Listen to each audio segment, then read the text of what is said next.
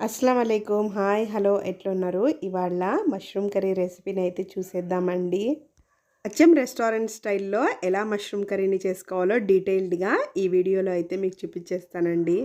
Mushroom కర్రీని ఈ స్టైల్లో చేశారంటే చికెన్ లాగా ఉంటుందండి. చికెన్ కూడా పనికిరాదు, అంత బాగుంటుంది. ఈ మష్రూమ్ కర్రీ రైస్లోకైనా, రోటీలోకైనా, పులావ్లోకైనా, వెజ్ బిర్యానీలోకైనా అద్భుతమైన కాంబినేషన్ అండి. మరి ఆలస్యం ఎందుకు, రెసిపీలోకి అయితే వెళ్ళిపోదామా? ముందుగా నేను ఇక్కడ ఒక ప్యాకెట్ మష్రూమ్ని అయితే తీసేసుకున్నానండి. దీని మీద మనకి తోలు అనేది ఉంటుంది. దాన్ని అయితే ఈ విధంగా పీల్ ఆఫ్ చేసేసుకోవాలి, గోరు సహాయంతో కానీ లేకపోతే ఇక్కడ చూపిస్తున్నాను కదా చాకు సహాయంతో అయినా ఈ విధంగా అంతా పీల్ ఆఫ్ చేసేసుకోవాలి. ఇదే విధంగా మిగతా బటన్ మష్రూమ్స్ని కూడా మనం మంచిగా పీల్ ఆఫ్ చేసేసుకోవాలండి.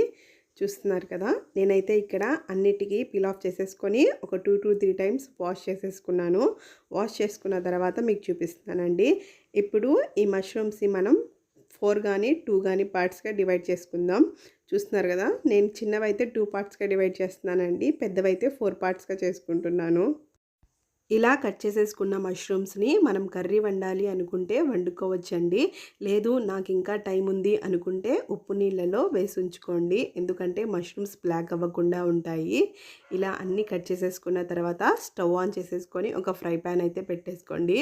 ఇప్పుడు అందులో ఒక టేబుల్ స్పూన్ ఆయిల్ వేసేసుకొని, ఆయిల్ మంచిగా వేడైన తర్వాత మనం కట్ చేసి పెట్టుకున్న మష్రూమ్ ముక్కలని వేసేసుకోవాలి. ఫ్లేమ్ని మీడియంలో పెట్టేసుకొని ఇలా గరిటెతోటి తిప్పుకుంటూ 2 నిమిషాల పాటు మష్రూమ్ ముక్కలను అయితే ఫ్రై చేసేసుకోవాలండి. మనం ఎక్కువ కూడా ఫ్రై చేయాల్సిన అవసరం లేదు. ఎక్కువ ఫ్రై చేస్తే దీంట్లో నుంచి వాటర్ అయితే ఊరడం స్టార్ట్ అవుతుంది. అలా ఊరడం స్టార్ట్ అయినప్పుడు మనం వెంటనే ఒక ప్లేట్లోకి అయితే తీసేసుకొని పక్కన పెట్టేసుకోండి. తర్వాత ఒక చిన్న మిక్సీ జార్లోకి 1 ఇంచు అల్లం ముక్కని ఈ విధంగా అయితే కట్ చేసేసుకొని వేసేసుకోండి. తర్వాత ఒక 6 నుంచి 7 వెల్లుల్లి రెమ్మలు, అలాగే 2 పండిపోయిన మీడియం సైజ్ టమాటాలని ఈ విధంగా పెద్ద ముక్కలుగా కోసేసుకొని వేసేసుకోండి.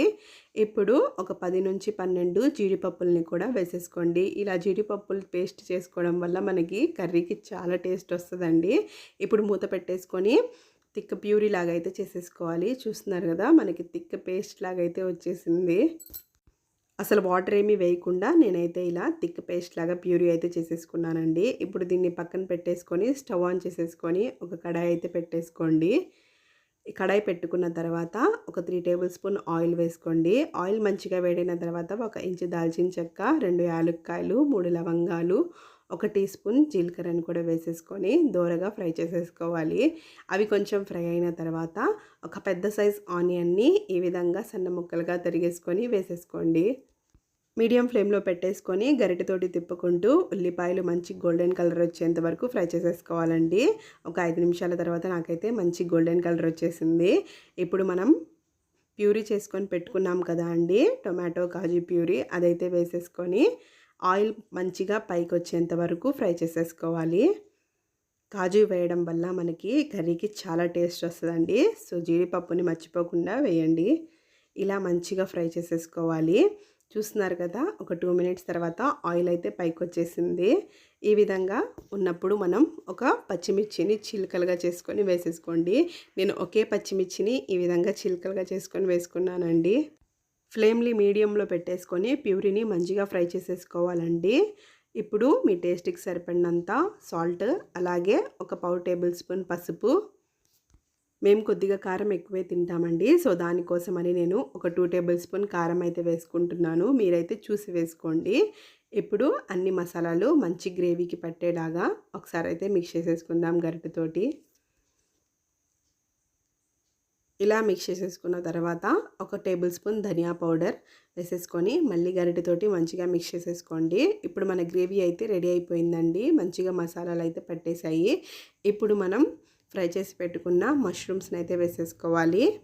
మష్రూమ్స్ని వేసేసుకున్న తర్వాత మంచిగా మసాలాలన్నీ మష్రూమ్స్కి పట్టేటట్టు ఒకసారి గరిటెతోటి తిప్పేసుకోండి. ఈసారి మష్రూమ్ కర్రీ చేసేటప్పుడు ఈ ప్రాసెస్లో ఒకసారి ట్రై చేసి చూడండి, డెఫినెట్గా మీ ఫేవరెట్ అయిపోతుంది మష్రూమ్ కర్రీ. ఇప్పుడు మనం మంచిగా ఒకసారి మూత పెట్టేసుకొని కుక్ చేసేసుకుందామండి ఒక 2 నిమిషాల పాటు. ఇలా చేయడం వల్ల మనకి మష్రూమ్ ముక్కలకి మసాలాలన్నీ మంచిగా పట్టి మంచి టేస్టీగా ఉంటుందండి కర్రీ అయితే. సో చూస్తున్నారు కదా, 2 మినిట్స్ తర్వాత మంచిగా ఆయిల్ అయితే పైకి వచ్చేసింది.